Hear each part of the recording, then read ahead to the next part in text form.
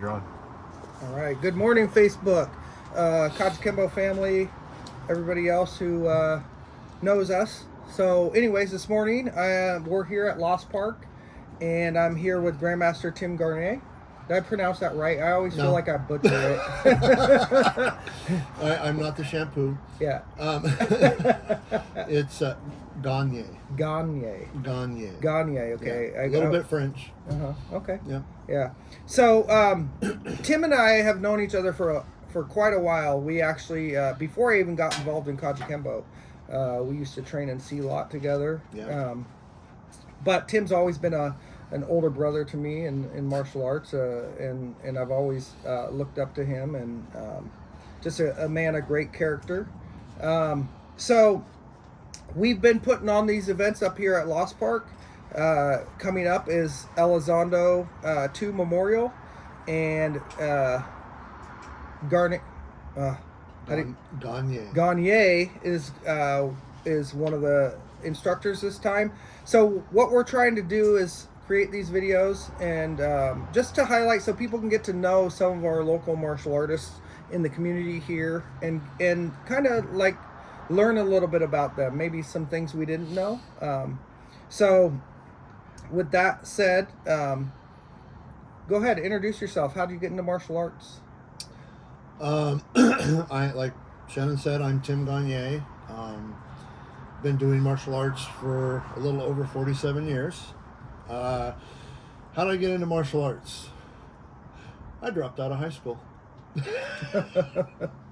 It's an interesting thing, actually, and I believe in a divinity for sure, and everything happens for a reason. And I was well, let me back up a little bit. In the 8th grade, I went to bed a normal kid. I woke up and my left leg didn't work for 2 years of my life, and I walked on a cane. I was in Shriners Hospital for 2 months. They helped me find out that I broke my back. Oh my goodness. Yeah, broke my back. And what happened is I didn't know I broke my back. Mm-hmm. And the vertebrae, because of the nature of the break in my pelvis, where your spine attaches to your pelvis, my vertebrae were literally spiraling. And they pinched a nerve, made my left leg not work right. Through therapy, through Shriners, and then all the things I've done on my own, including martial arts, has made me, get out of that, and here I am. And so in my sophomore year of high school, I was walking on a cane, and I always loved martial arts, Bruce Lee, all those things, right? Mm-hmm. And in school, I'm not saying I'm smart, but school was never a challenge for you. And not that I was running with the wrong crowd or anything, but just just got to a point where I didn't want to go back to Cleveland High School my junior year, so I went to Benson Night School because my parents, God bless them, weren't having any of it. So I had to do something. Uh-huh. And I went to Benson Night School, and there I met Paul Carpenter. And Paul Carpenter took me, to his first Kajikembo class. And at that time, I was actually looking for martial arts. So I was looking at the OKA. Mm-hmm. I was looking at Kim's Taekwondo, Che's Taekwondo, and I was gonna do some kind of martial arts to help rehabilitate my left leg because I lost an inch in circumference of it. Right, so I had some atrophy happen. And so I got into martial arts, and my senior year in high school, and then I at Benson, and I finished that year out, and then martial arts really turned me around, and I went a 5th year of high school, and I went back to Cleveland, and I graduated with my diploma. That's awesome. So that's how I got into martial arts. That's awesome. I kind of similar story. I mean, I went to Franklin, which is funny. Rivals to Cleveland. Absolutely. Yes. Rivals. Yes, there was a group of kids that went and poured paint over Oh my Benjamin gosh. Franklin statue from our Yes, group. I Oh my remember. gosh. I remember hearing about that. The football rivalry was really intense back then. Yeah. And they would come over and do something to Cleveland. We'd go over and do something to Franklin. Not me personally, because I didn't play sports in high school. But yeah. Anyway. Yeah. So you looked into Chase and Kim's, which were huge schools back then. Mm-hmm. What made you choose Kajikembo over those other arts? Well, I went and I watched classes, and then I went to my first class under Sid Lopez, Mm-hmm. and the first thing we ever did was knife work. I got handed a dowel, just a wooden dowel, and we were doing this drill, 2 stabs low, Mm-hmm. 2 stabs high, and you're going here and here and here and here, Mm-hmm. and I'm like, wait, I didn't learn how to punch yet or even kick yet, and here I am working with a knife, kind of a thing. And so that just really intrigued me, and I just stayed. Okay. So you came up under Grandmaster Sid Lopez. Grandmaster Sid Lopez. And so from his trainings, and that was a traditional martial art, right? So you're looking at belt ranking and Mm-hmm. all that stuff. So how do you feel? What did you take away from that? From the structure of going through the ranks. I just liked, after investigating, I really liked how well-rounded, because then the stick got introduced too, Mm-hmm. And so now if I take the whole package, right, I'm learning how to kick and punch and spar and fight and street fight and do grab arts and do knife work and do stick work. Mm-hmm. And that just captured me. It captured you. Okay. Yeah. So if you could go back, knowing where you're at right now, would there be anything that you would change from going from a traditional martial art to, say, the new MMA? MMA wasn't around back then. Right, I know, but if it was, what do you think you would have? I really I was bullied a lot as a kid. I was skinny. I felt like I wasn't heard, kind of things, and part of that is just me, and my self outlook, and I don't think I would have changed a thing, because Kajikembo made me who I am today. And there's a joke, and the friends that I grew up with, because some of those same friends were ones that bullied me, and they always thought Tim took martial arts because he's going to come back and kick our ass. Mm-hmm. And that didn't happen, because I learned morals and character and integrity, and those are the most important things in my life right now. I just want to teach. I want to help people and help them understand themselves. I always tell my students, I'm not teaching you to be like me, I'm teaching you to be like you. Mm-hmm. But with the Kajikembo Foundation. Right. In one aspect, I say, actually, when I was interviewing Tim Gustafson, he had talked about, that fight aspect of Kajikembo. Kajikembo was down and dirty, right? One of the mottos. Compared to the other martial arts that I kind of checked out, absolutely. And again, being bullied, I wanted something to successfully defend myself. Mm-hmm. And as I learned, in the street, kicking to the head is like punching to the feet. Yeah. So. Right. Well, and it's funny because there's 2 mottos kind of that are in Kajikembo, that it gives you that yin and yang idea, and that is, training isn't over till there's blood on the floor. Yep. And then the literal meaning of Kajikembo is, through this fist art, one gains long life and happiness. Yes. And there's this marriage between the two. I think. There's also another saying, right? From the street, for the street. Yeah. Right. Another motto. Yeah. So okay. So you got through your ranks through Grandmaster Lopez, and then you kind of started getting into competition a little bit. Can you talk about? So we were very heavy in the sparring competition, point fighting, and forms competition in the tournaments. And back in those days, we had Cynthia Rothrock, John George Chung, you know, really high up people that you saw nationally, you know, magazines and all that. And they used to come to the tournaments and do demos and everything. And then, you know, the Pacific Northwest kind of changed a little bit in its way that it implemented tournaments by some of the instructors, you know, and it kind of started to become commoditized, in my opinion. Yeah.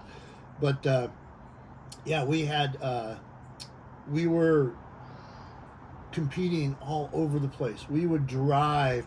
My parents couldn't believe where we would go and stuff. You know, all around Oregon. You know, went to California, went to Idaho, always competing. Yeah, and me, myself, Alex, Dwayne Workman, Terry Keel. You know, we back then it was Washington, Idaho, and Oregon as a region. Yeah. And I was in the top 10 for 3 years. I got as far up as I believe number 6, you know, out of the top 10. And it was just so fun, you know, and it was great. So our seminar that's coming up is talking about fighting principles and stuff like that. So just not going into what you're going to cover, but looking at your competition days and going into that realm, just digging into it a little bit. What would you say are like key takeaways from your experience competing? You know, point fighting, it's sport, you know.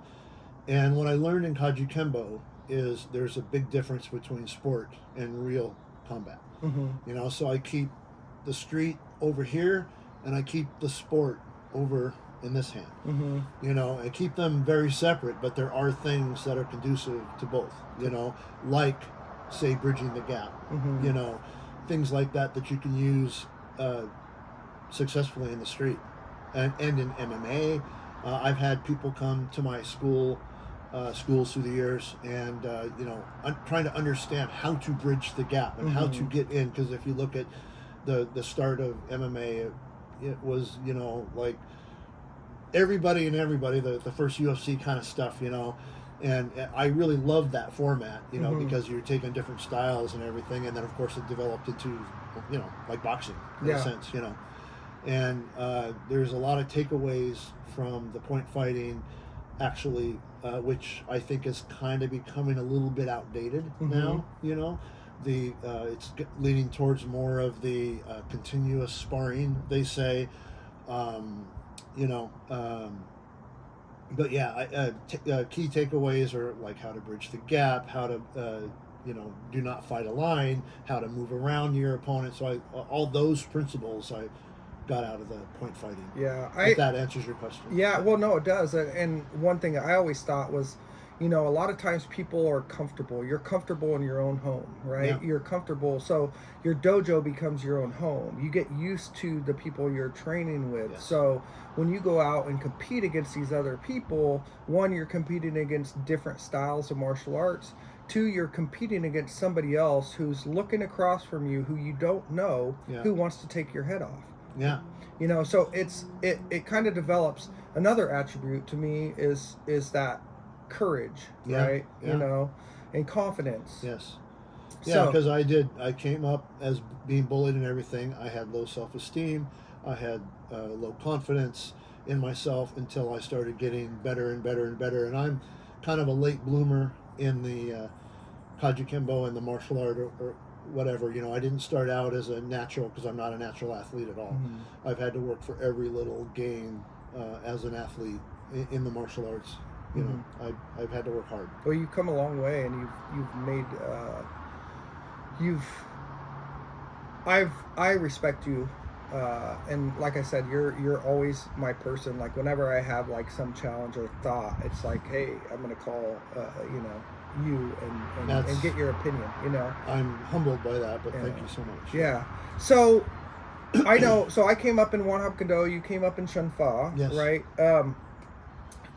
For Sifu, he always wanted us to cross train and train in other systems. Yeah. Which is how you and I met. Right. So Sid Lopez, Grandmaster Lopez, kind of pushed the same thing. Yeah. And so what what other arts have you trained in? So, kind of with Sid Lopez, he had all of his certificates of promotion on the wall in his house. And what he did is, after learning Kajikembo, right, he went and got a black belt in a karate style. I don't remember which one it was. And he had a certificate about that. He had a judo black belt. He didn't have a jiu-jitsu black belt, but he did a lot of jiu-jitsu, he's a Tracy's Kempo black belt. He's second disciple under Raymond Leong out of Canada for Chunfa. Not Chunfa, I'm sorry, Charlie Foot. And we have a form in our that he taught us in our system called Pak Sing Phut Ga. And that's the only Charlie Foot form he taught us. But he trained in many different arts, including under Reme Process for Arnis, modern Arnis. So he was the example. He took Kaji Kembo, dissected it, went to other arts to learn more about it, and became the martial artist that he is. He was a brilliant, creative martial artist. He really, really was. And I'm thankful that I met him, and he taught me that kind of thing, and to go out and look, and then I started cross training after a while, and went to CELAT, and then I studied, Balintawak. I'm now a Cinco Terrace, 5th degree in Cinco Terrace under Grandmaster Max Palin for Ernest. I really enjoy the stick and knife work, and, and just, I'm sure you remember the quick story, right? I had a student slashed 7 times and a student killed in a knife fight, which made me look at the knife work really under a microscope.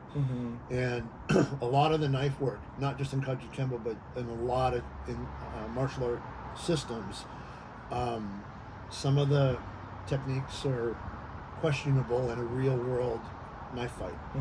And I've watched hundreds of hours of video of street fighting and knife fighting and stuff on YouTube now that we have that resource, right?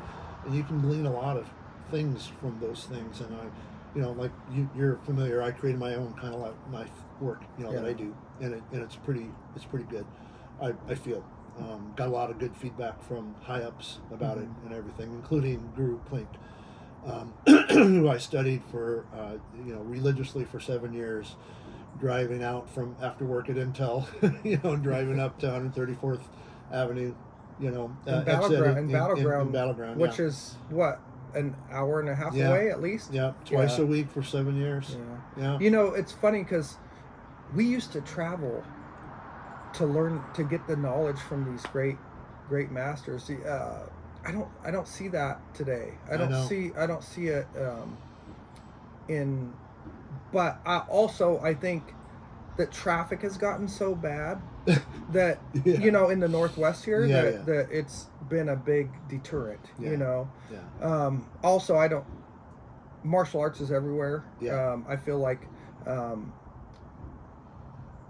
people are less hungry for the knowledge back when we got into it. A lot of MMA is just really taken over.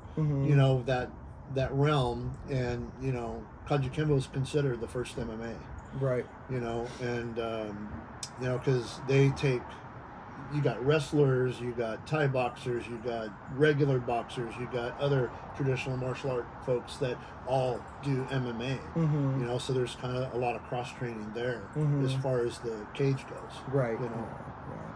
So you trained in CELAT, and you said Cinco Terrace. Those are, and then another thing that actually kind of inspires is that we're not young guys anymore. And from what I understand, you're going back and you move towards your roots, and you're working through all of the Gaylord method material. I am so so there was I made a decision, and I don't really want to talk about it, because it's not necessary, but I had to make a decision, and I went under Great Grandmaster Gaylord exclusively, and he became responsible for my growth. And I sent him, he basically vetted me for almost 2 years. didn't take me under his wing right away or anything like that, because he wasn't about, taking students, so with that, I sent him my videos of all of my material that I've created a bunch of different material. I kept Grandmaster Lopez's theme of like the punch counters and things like that, and kind of created my own punch counters with those themes, to try to keep those themes in mind. But just I'm not going to say better way to do it, but with the C-Lot, I learned a big difference between a technical-based art and a principle-based art. A technical-based art, when you first join, you strap your virtual bucket to your belt, and you learn a technique and you deposit it into the bucket. And you learn all these techniques, and in the beginning, you basically, oh, somebody's attacking me this way. Oh, okay, I got this one. Okay, I got that. But sometimes, all fighting's chaos. Yeah. And uncertainty, principles of uncertainty. Alvin Costco's, right. Great Grandmaster Alvin Costco's all about that. Yes. I still have his documents about uncertainty. Yes. And learned a lot about that. And the technical based art, after a while, you fill that bucket up so much, no matter what comes your way, when you pull one technique, you pull all of them. Yeah. But it takes a little bit of time, to get there. Yeah. Right? Where a principle-based art, you learn a principle, right? Like, if you want to generate power, do not move two bases at the same time. That's a principle. That's not a technique. And then you could, that's part of what I'll show in my presentation on the 10th, is principles of fighting principles, and really focusing on the principle aspect of what martial arts has to bring. Because yes, don't get me wrong, Kajikemo has all these principles in it as well. They have their fighting principles, 25 fighting principles, which I still owe you that document, because I took those 25 and I kind of put my own take on it, but keeping the I actually was talking about that. Yeah. Awesome. That's it. Yeah. So I really learned about principle versus technical based art. Guru Plink really opened my eyes to principles, and the reason why I sought him out is because of my students who had their altercation, and one student, dying. He got stabbed through the armpit, blood out, and died. And I really wanted to understand how to defend against a knife. And principally, Pugalan Penjak Salat Sarah is one of the best arts that I've ever come across, because the emphasis is on the blade first, and empty hand secondary, right? And they have what they call step and a half distance, for instance. And that half a step accounts for the length of the blade. So how you move, you're always taking into account your movement, your distance, understanding the distance, always take into account that length of that blade. That's awesome. So we should probably wrap up. I want to thank you for sharing. It's always great. Every time we get together, I swear we... Absolutely. We've known each other for, 35 years or something like that. I mean, like you said before, before Alton Costco's, we were training, on 50th and Sandy in Portland, Oregon. Yeah. And we were doing, what was it called? It was, man, I can't even, it's been so long ago, I can't even remember. Syrah. Yeah. From the Detroits, yeah. From the Detroits under, Kurt was under Uncle William Detroit. Yes. And then I believe... which was fun, just really quick as a side note, right? Like, I got a chance to travel with Guru Plink to Colorado and meet Uncle Bill, and that guy was amazing. Yeah. And he was so creative and artistic about his art that when you go to different factions of his, they all are slightly just different, because that's where he was at that time, Right. And but all of his people are amazing. Yeah, so you went out there and trained with Plank, and then I had trained with Guru Naren. Yeah. Rest in peace. Yes. But Naren had talked about the difference, because I got to train with Uncle Bill Kurt brought him in. Yes. And it was Al DeCoscos and Uncle Bill. Yeah. For a workshop. And the difference from what I hear is that Paul kind of organized the system a little bit more systematically. Yes. Yeah. And Uncle Bill was like so creative that it was always changing. Well, I'll say that Pendagar Paul Tutois, Mm-hmm. Pendagar is how they put the emphasis a little bit differently. Uh-huh. You know, yes, very creative, but also so was Group Link. And he took, you know, Sirach and started, you know, I'm going to teach Sirach. Because Sirach was created for the Americans, essentially, from my understanding. You know, it was just kind of just changed a little bit to make it more consumable or whatever, and then Group Link just buckled down and taught us Sirach. Yeah. You know, and what he went through and whatnot. And he now has a very good podcast kind of thing that I don't know if you've seen it on Facebook or whatever. But he gets on there and he talks about principles and stuff, and you know, it's great. You know, I'm one of his members, and you know how Facebook has, you know, like give you badges or whatever, you know, and like I've commented and liked different things that he said, and he does host like a Zoom call with all of his people around the world, because he literally teaches people all over the world. Yeah. You know, he's another jewel in the Northwest. Yeah. And I would like to say too, you're talking about as I get older, right? So, you know, in 2004, I did go to China, and I studied for 2.5 weeks. Went with George Chu, who was a ex-Red Guard in the Chinese military, and he defected, and then he, you know, kept his relationships, you know, and he you know, set up the very first going to China thing in 2004. And Oregon, by the way, was the highest represented state in all of the United States. 17 people from Oregon alone went and traveled to 2004. Mark Moy, you know, from Tampai, him and I were in China together studying, you know. My focus was on 10 animal 6 harmony Xingyi. That's what I did predominantly, but I did look at like the Wu style, the Yang style of Tai Chi, Lan Chao. That whole thing changed my life, and talk about, you know, learning more principles, right? Yeah, what an because amazing it was training in the morning, you know.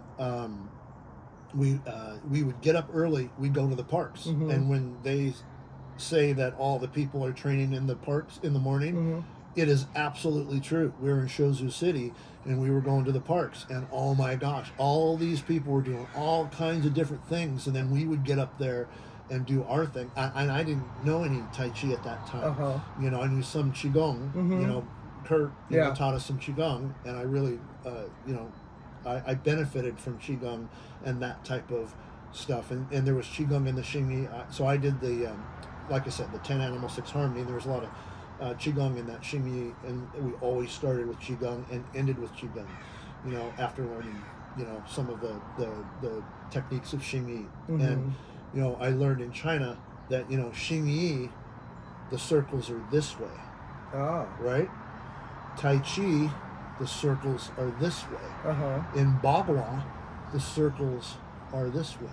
And there is an art called Liho Bafa, which takes all of that and puts it together to make it all very well-rounded, no matter what you do.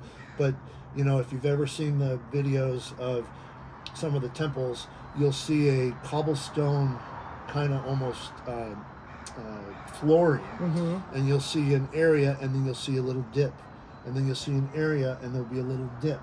And if you've ever seen the Xingyi styles, they will do some techniques and then come to a point and then stop and stomp their foot and hit their hand, and that stomping over the years, that's what caused those little indentations on the floor. Wow, it's pretty cool. Yeah. So so Qigong and the internal martial arts is very important to me, as well as you know, I'm I guess I could say I'm studying to be an herbalist, you know, and I make my own Ditto Jiao, which translates to iron hit wine. I've made pain tonics, immune tonics, different things. And that's what I plan to do in retirement, by the way, is, teach martial arts, you know, and my girlfriend and I, we want to be like apothecaries, and we want to make stuff, Yeah. And sell and benefit, help others, people heal help other, because I think I can't remember if I saw in your video or whatever, but you train to hurt, but you also need to train to heal. Yeah. And so I really have, I've taken my health back. I have 5 grandchildren. I have a beautiful girlfriend, and we're just having so much fun. And I want to be healthy, and I want to be around for my grandkids, and as long and share the martial arts as long as I possibly can till I'm in the ground. That's awesome. So so you guys, if you guys are interested, Grandmaster Gagnier. Here's a funny one. Gagnier. You know how you have a friend Yeah. that they kind of rub you the wrong way, but Yeah. you're an acquaintance, everything, and how I say my name is like when they're gone. Yay. You say yay. Gagnier. Gagnier. So he's going to be teaching and sharing. He has a big array of experience, and this is just a small amount. Like I said, he said, he has 47 years of in the martial art industry. Thank you again, Shannon, for sharing. thank you so much. You're welcome. You're my brother. You too. Absolutely. All right.